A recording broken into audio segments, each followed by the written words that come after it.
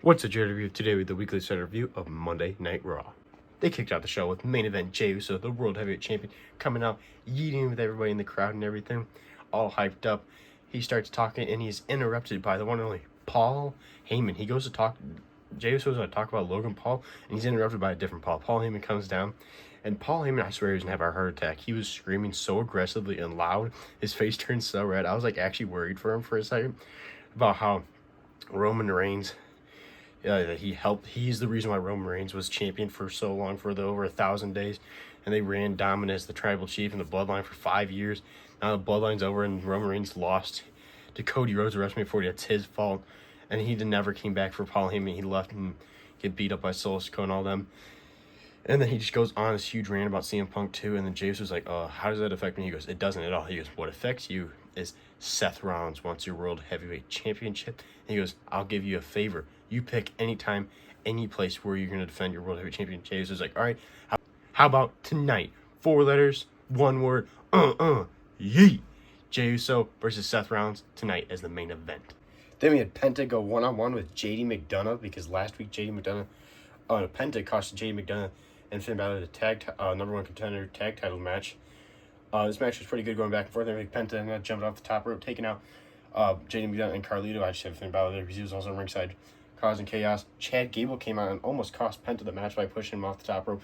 But Penta coming out top, hitting the Mexican Destroyer on JD McDonough and picking up the victory. And at Backlash, it's going to be Dominic Mysterio versus Penta for the Intercontinental Championship. Then backstage, AJ Styles showed up in the Judgment Day's clubhouse, and they were like all confused how he got in there. He goes, I don't care. I'm not here to start a fight. But he goes, whoever wins at Backlash, either Dominic or Penta, he goes, I'm coming for the Intercontinental Championship. Grayson Waller was talking backstage to Adam Pearce about how he wanted a match, and then he found out who it was going to be, but they didn't say who it was, and instantly he said, Austin Theory, I got a match for you. And it was the returning Sheamus. We hadn't seen Sheamus since the Royal Rumble, so it was one-on-one, Austin Theory versus Sheamus. This match was pretty good, actually. Obviously, it's going to be dominant. Sheamus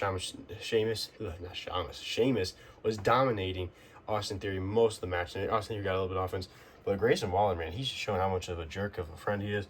It didn't help Austin Theory at all. He just looked completely useless. This has got to be set up. I'm like, when are they gonna finally break up? Like, we need Austin Theory as a babyface. Like, they're dragging this out way too long. Just give me Austin Theory breaking up with Grayson Waller and being a babyface. But this match was good. Obviously, Sheamus was in win. Sheamus ended up hitting a bro kick, laying out Austin Theory. 1, 2, 3. Sheamus wins. And then Austin Theory and Grayson Waller got in a little bit of argument after the match.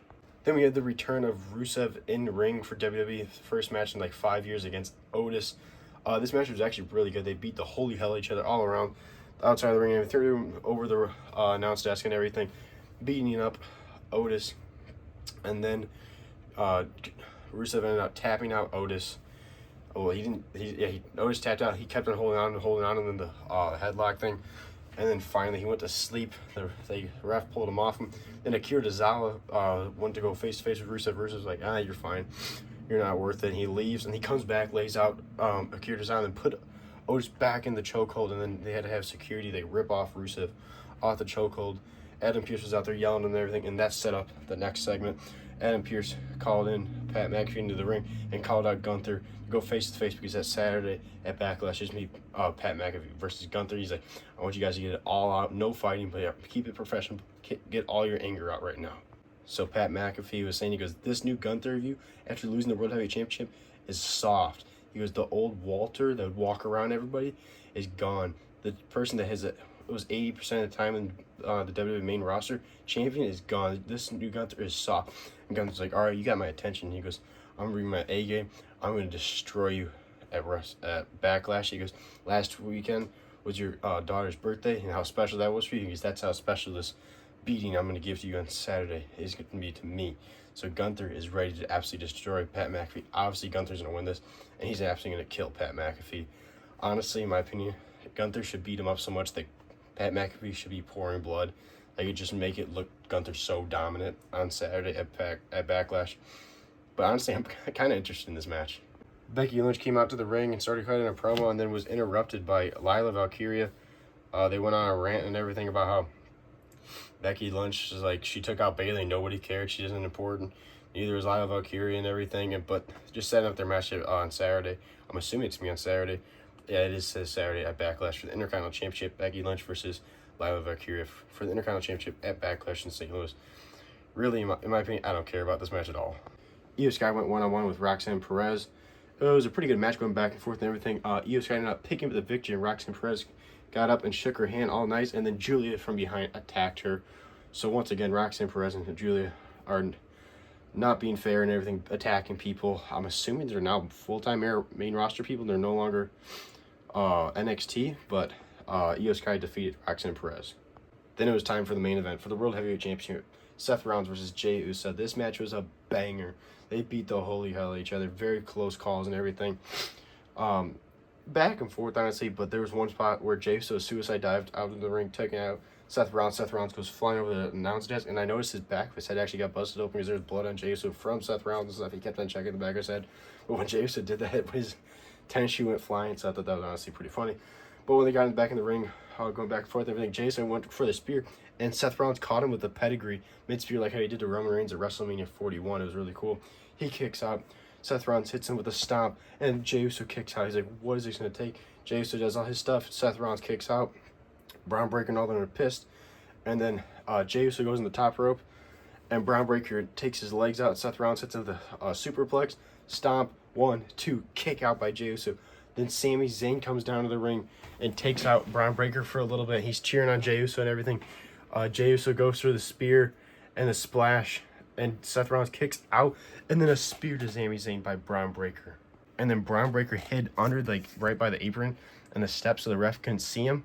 Paul Heyman distracted the ref over here, and then Braun Breaker slid in the ring and hit a spear on Jey Uso, and then Seth Rollins hit a stomp on Jey Uso.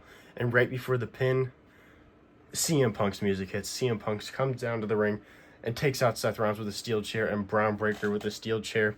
The match obviously is a disqualification. Seth Rollins grabs Braun Breaker and they run. Paul Heyman's run with him, and they get out of there. And CM Punk, Sami Zayn, and Jey Uso stand tall, and Jey Uso retains the World Heavyweight Championship, because obviously it was a disqualification.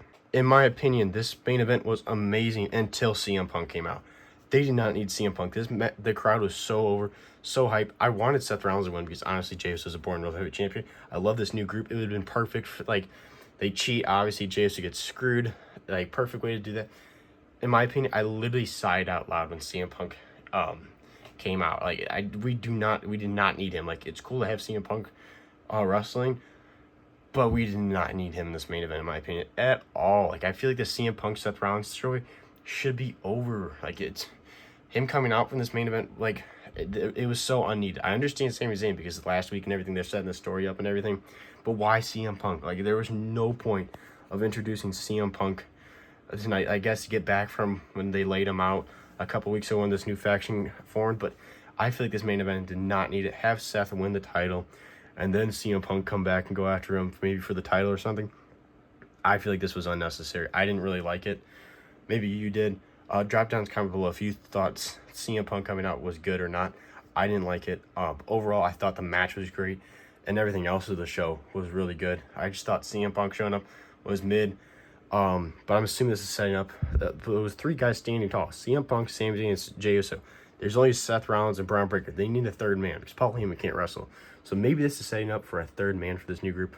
I'm hoping so. Maybe get me an Austin Theory in this group.